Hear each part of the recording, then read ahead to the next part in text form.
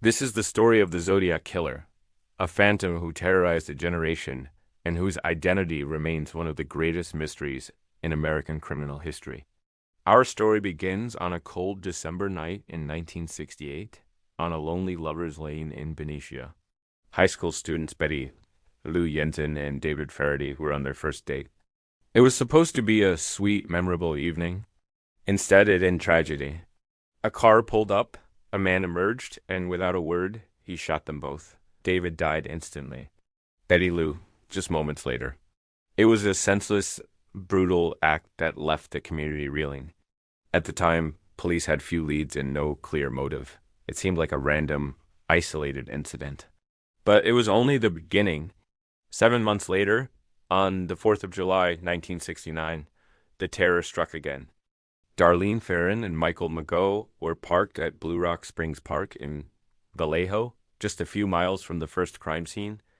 Another car approached, its headlights blinding them. A man walked up to their window, shone a flashlight in their eyes, and opened fire. He fired shot after shot, then calmly walked away. Darlene was killed. Michael, despite being shot multiple times, miraculously survived. And he gave police the first description of the attacker, a heavy-set white male. Less than an hour after the attack, the Vallejo Police Department received a phone call. The caller, in a calm, rehearsed, monotone voice, took credit for the shooting. He also claimed responsibility for the murders of Jensen and Faraday the previous year. He was taunting them. The reign of the Zodiac had officially begun. On August 1st, 1969, three major newspapers, the San Francisco Chronicle, the San Francisco Examiner, and the Vallejo Times-Herald, each received a handwritten letter. The author claimed responsibility for the attacks and provided details that only the killer could know. But this was no ordinary confession. Each letter contained 1/3 of a 408-symbol cryptogram. The writer demanded that the papers publish his cipher on their front page, threatening to go on a killing rampage if they didn't. He signed off with a cross-circle symbol, a mark that would soon become synonymous with fear. This was his signature, his brand. This was the mark of the Zodiac. The ciphers were a direct challenge to the public and law enforcement. The killer wasn't just committing crimes. He was creating a game, a twisted puzzle with human lives as the stakes. A week after the letters were sent, a high school teacher and his wife, Donald and Betty Hardin, cracked the 408 cipher. The decoded message was terrifying. It was a rambling, misspelled confession where the killer stated he enjoyed killing people because it was so much fun. He believed that his victims would become his slaves in the paradise of the afterlife. The message ended with the chilling declaration that he would not give them his name because it would slow down or stop his collecting of slaves for his afterlife. The Zodiac wasn't just a murderer. He saw himself as a collector of souls. As the summer of 1969 drew to a close, the Zodiac's audacity grew. On September 27th, he chose a new location and a new method. College students Brian Hartnell and Cecilia Shepard were picnicking at Lake Berryessa in Napa County. A man approached them wearing a bizarre hooded executioner's costume, emblazoned with the Zodiac's cross-circle symbol. He held a gun and a long knife. He told them he was an escaped convict who needed their car and money to flee to Mexico. He tied them up, but instead of robbing them, he brutally stabbed them both repeatedly.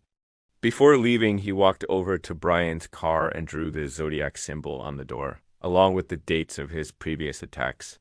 He then drove to a payphone and once again called the police, calmly reporting a double murder. Cecilia Shepard died 2 days later. Incredibly, Brian Hartnell survived 8 stab wounds to the back and lived to tell the tale, providing another crucial description of the hooded attacker. Just 2 weeks later, the Zodiac struck for the final time, at least officially. On October 11th, San Francisco cab driver Paul Stein picked up a passenger.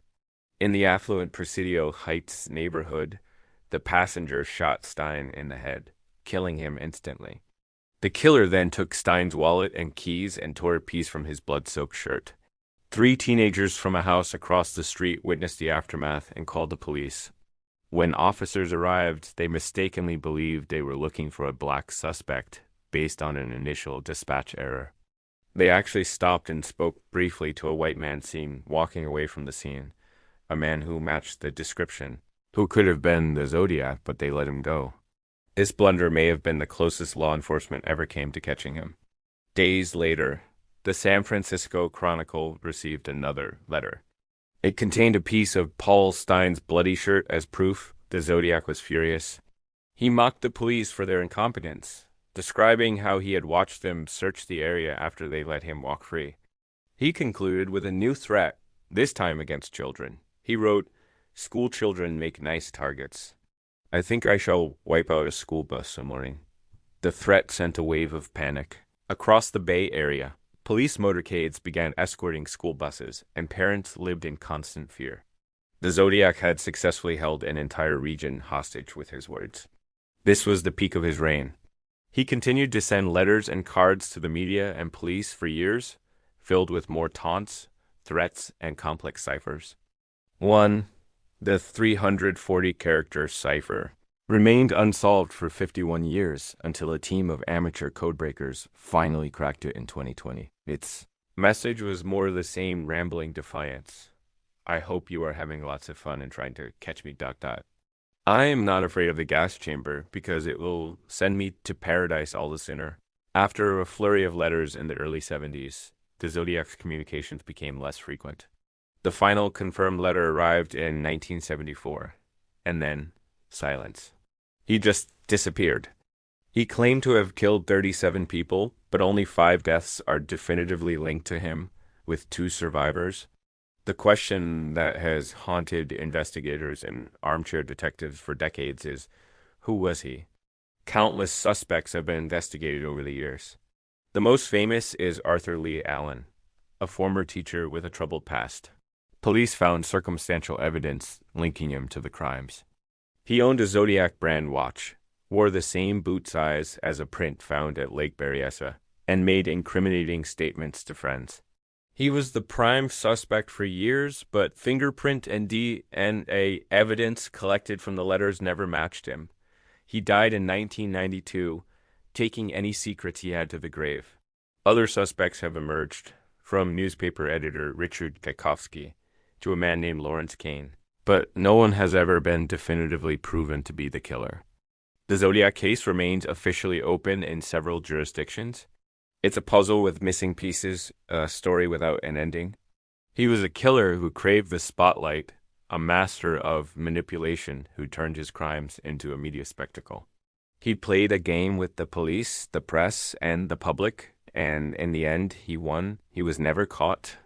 The man behind the hood, the voice on the phone, the hand that wrote the letters, his identity is lost to history, leaving behind only a trail of terror and a chilling, enduring mystery. The name Zodiac still evokes a sense of fear and fascination, a ghost that continues to haunt the American psyche. Thank you for watching. If you found this story compelling, please consider subscribing for more deep dives into historical mysteries. Stay curious and stay safe.